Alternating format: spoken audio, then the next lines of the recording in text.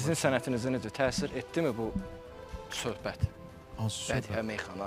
O elə Sumqayıtda yarandı da. Bu Sumqayıt meyxana deyənlərinin ümumiyyətlə qabağını kəsən bir amillərdən biri oldu. Şəxsən bizə məsəl üçün çox zərbələr oldu. Yəni o vaxtı məclislər olurdu. Bakıdan gələnlər deyirdi ki, Sumqayıtlılardan heç kim olmasın. Buradan gedəndə məsəl üçün belə də yəni rəqabət oldu da belə. Heç kimə də xeyir vermədi. Sumqayıtda olan meyxana deyənlər artıq bədiyyə deməyən meyxana deyən bir sınır. Mən bədiyyə deməmişəm, amma bədiyyə artıq belə o bəlkə gəlib çatmışdı. Amma mən tamam başqa sahəyə toxunum ki, bir növdə cəmaət adamı tez unudur.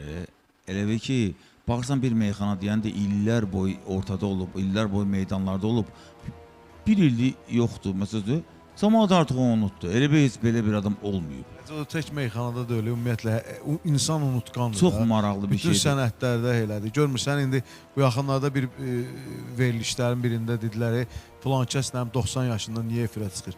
Niyə çıxmasın ki? Niyə bu bəs bu illərini verib axı? Yəni o yaşlaşıb deyə o unudulub getməlidir. Bu da bir görməlidirlər ki, zaman. Yəni insan unutqandır da, o hər bir sahədə var. Tək meyxanada. Məsələn, mən istəyərdim ki, o xiridarlardan, həvəskarlardan arada bir yığılsın o köhnə meyxanələrə dəvət etsin, Namiq məna da onun içində. Gəlsin bizlə bir məclisdə otursun, meyxana Namiq məna. Vallahi şirin də o alınır ha. Yenə də şirin o alınır. Köhnə meyxana deyənlərin nə qədər çəkişmələrdə olsa, Elvin, bilsən necədir? Vallahi biz həmişə mehriban olmuşuq da. Yəni adam ən azından o köhnə xatirələrə qayıdırsan, o da bir şirinlikdir, bir ləzzətdir. O dövrlər yada düşür. Nə bilim vallahi.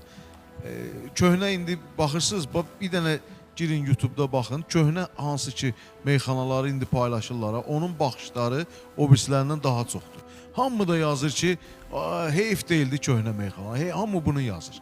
Yəni o illərin meyxanası bir başqaydı. O bədiyyə meyxana söhbətində mübahisəsinə itirilən vaxtı meyxananın inkişafına itirilsəydi, meyxana bu saat elə dövlət tərəfindən də qiymətləndirilərdi.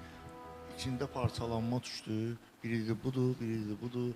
Aləm də idi bir-birinə. O itirilən vaxt o sənətin inkişafına itirilsəydi, bu saat meyxana tamam bir başqa cür olardı.